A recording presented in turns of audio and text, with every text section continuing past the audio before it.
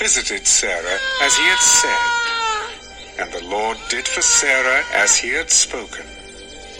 For Sarah conceived and bore Abraham a son in his old age, at the set time of which God had spoken to him.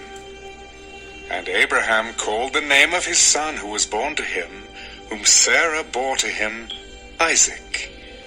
Then Abraham circumcised his son Isaac when he was 8 days old, as God had commanded him. Now Abraham was 100 years old when his son Isaac was born to him. God has made me laugh, and all who hear will laugh with me. Who would have said to Abraham that Sarah would nurse children? For I have borne him a son in his old age. So the child grew and was weaned, and Abraham made a great feast on the same day that Isaac was weaned. And Sarah saw the son of Hagar, the Egyptian, whom she had borne to Abraham, scoffing.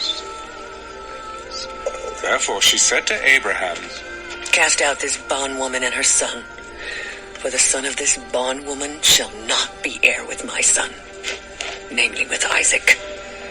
And the matter was very displeasing in Abraham's sight because of his son. But God said to Abraham, Do not let it be displeasing in your sight because of the lad or because of your bondwoman. Whatever Sarah has said to you, listen to her voice. For in Isaac your seed shall be called. Yet I will also make a nation of the son of the bondwoman, because he is your seed. So Abraham rose early in the morning and took bread and a skin of water, and putting it on her shoulder, he gave it and the boy to Hagar, and sent her away.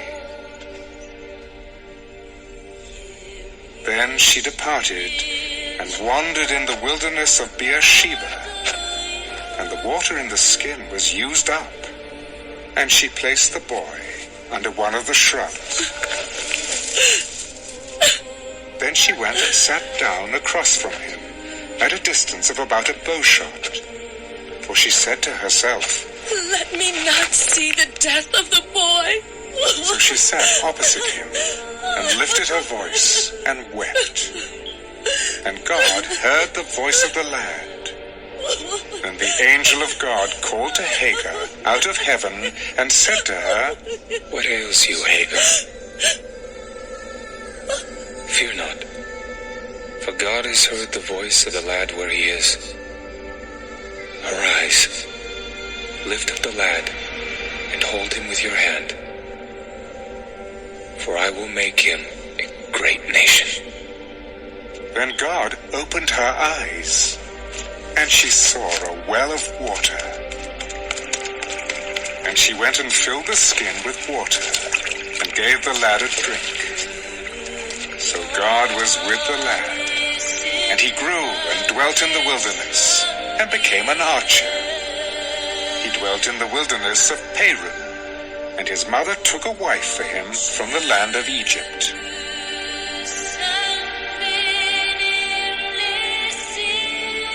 And it came to pass at that time that Abimelech and Phicol, the commander of his army, spoke to Abraham.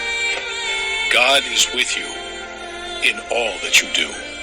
Now therefore, swear to me, by God, that you will not deal falsely with me, with my offspring, or with my posterity, but that according to the kindness that I have done to you, you will do to me and to the land in which you have dwelt. I will swear. Then Abraham rebuked Abimelech, because of a well of water which Abimelech's servants had seized. I do not know who has done this thing. You did not tell me, nor had I heard of it until today. So Abraham took sheep and oxen and gave them to Abimelech, and the two of them made a covenant. And Abraham set 7 ewe lambs of the flock by themselves. Then Abimelech asked Abraham, "What is the meaning of these 7 ewe lambs which you have set by themselves?" You will take these 7 ewe lambs from my hand, that they may be my witness that I have dug this well. Therefore he called that place Beersheba, because the 2 of them swore an oath there. Thus they made a covenant at Beersheba. So Abimelech rose with Phicol, the commander of his army, and they returned to the land of the Philistines. Then Abraham planted a tamarisk tree in Beersheba, and there called on the name of the Lord, the everlasting God. And Abraham stayed in the land of the Philistines many days.